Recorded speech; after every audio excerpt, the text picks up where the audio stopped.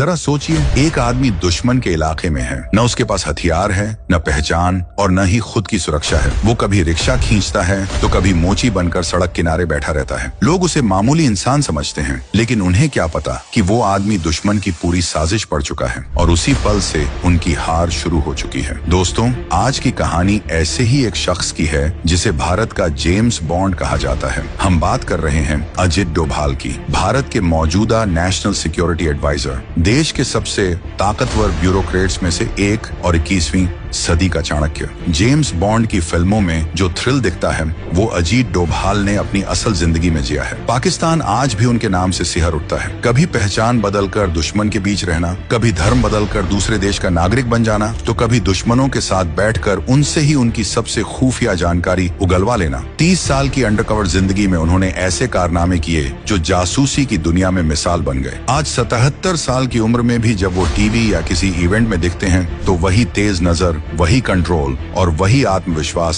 साफ झलकता है। भारत की फॉरेन पॉलिसी हो या नेशनल सिक्योरिटी, हर बड़ा फैसला आज भी उनकी निगरानी में होता है। तो सवाल उठता है कि आखिर क्या है उनमें ऐसा खास जिसने नामुमकिन को भी मुमकिन बना दिया। आज रहस्य टॉक शो की इस वीडियो में हम अजीत डोभाल की जिंदगी के उन किस्सों को जानेंगे जो उन्हें एक आम IPS अफसर से भारत का सबसे बड़ा स्पाई मास्टर बना गए। तो चलिए शुरू से शुरू करते हैं। साल था 1945, तारीख 20 जनवरी। उत्तराखंड के पौड़ी गढ़वाल में एक फौजी परिवार में अजीत डोभाल का जन्म हुआ। उनके पिता major GL Doval Indian army में अफसर थे। अनुशासन और देशभक्ति उन्हें विरासत में मिली। उनकी शुरुआती पढ़ाई आर्मी स्कूल से हुई, कॉलेज अजमेर मिलिट्री स्कूल और फिर यूनिवर्सिटी ऑफ आगरा से इकोनॉमिक्स में उन्होंने मास्टर्स किया। 22 साल की उम्र में UPSSC दिया और पहले ही अटेम्प्ट में उन्होंने IPS क्लियर कर लिया। साल 1968 में केरल कैडर में ASP के तौर पर उनकी पहली पोस्टिंग हुई, लेकिन असली परीक्षा अभी बाकी थी। 1971 के आखिरी दिनों में केरल के थलासिरी इलाके में